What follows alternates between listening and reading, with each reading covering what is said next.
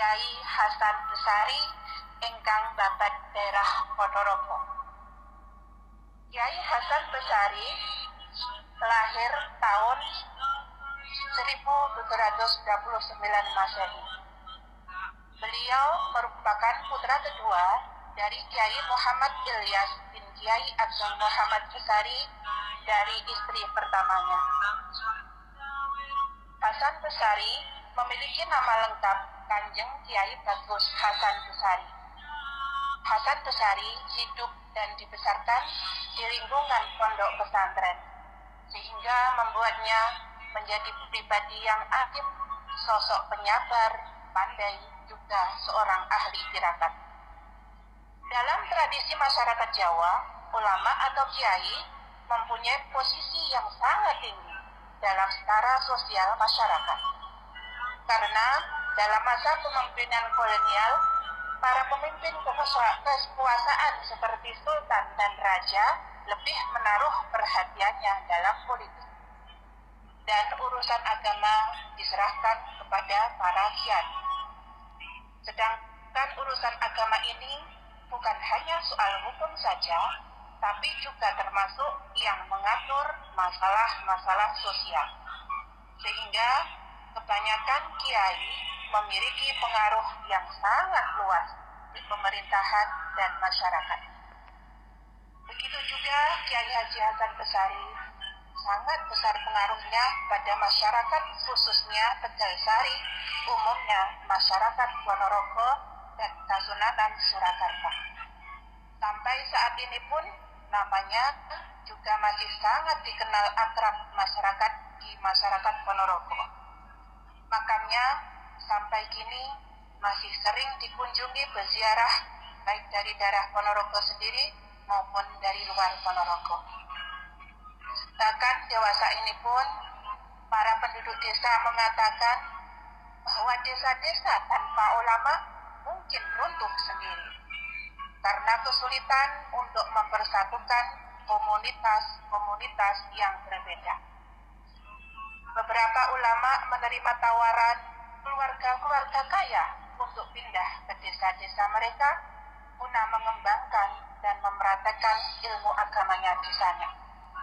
Nampaknya alasan inilah yang menyebabkan Sunan Pakubuwono IX dari Surakarta untuk menetapkan Hasan Besari menjadi lurah yang mengatur tumpu kepemimpinan di desa Tegalsari.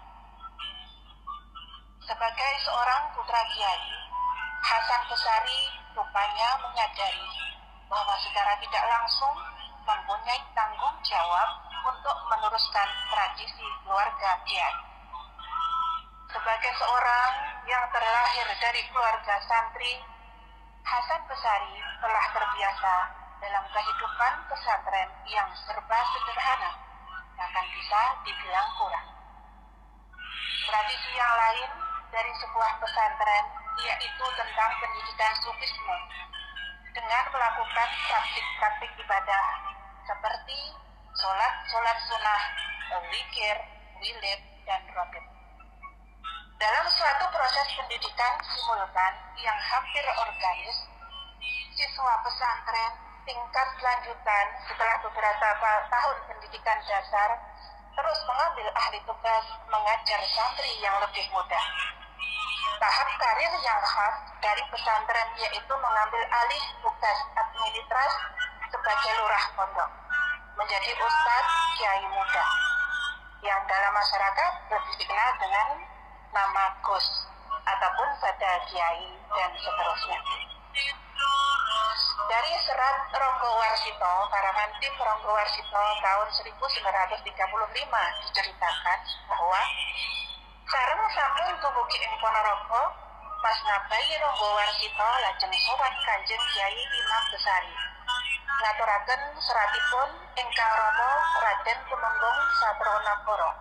Saksampunipun seratipun tampi, lajeng sami dipun paringi pasugata suwantenipun. Yang artinya, setelah sampai Ponorogo, Mas Nabahi Ronggo Warsito menghadap dan memberikan surat dari ayahandanya, Raden Tumenggung Sastronegara. Setelah surat diterima, lalu diberikan sambutan seadanya.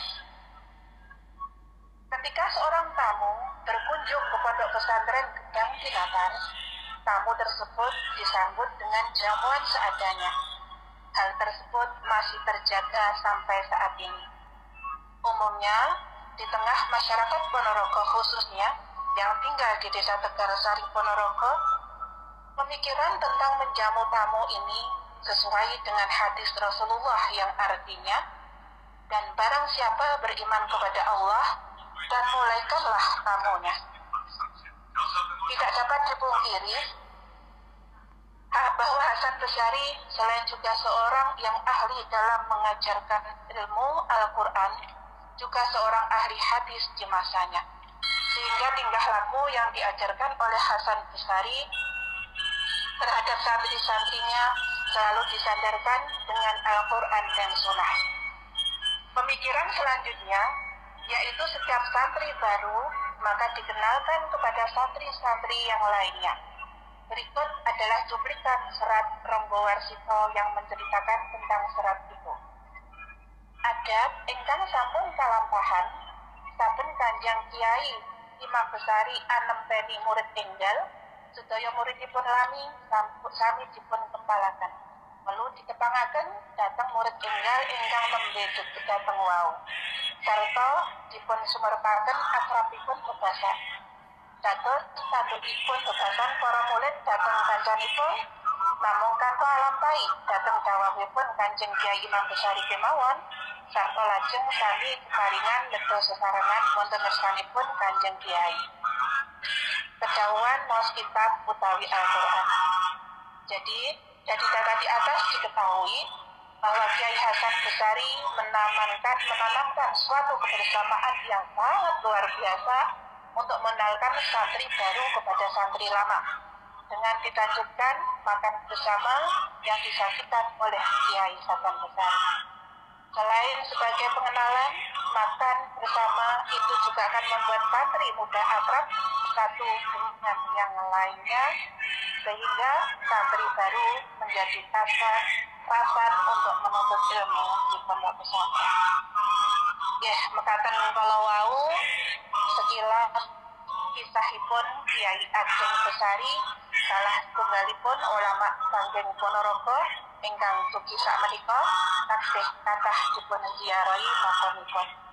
Mugi-mugi wonten manfaatipun lan ugi kula aturi matur suwun lan menawi tindak dumateng Ponorogo kula aturi tindak ziarah wonten makamipun Kiai Hasan Basri. Mekaten saking kita keluarga Nabi Mira Manunggal kirang langgengipun nuwun pangapunten ingkang kathah.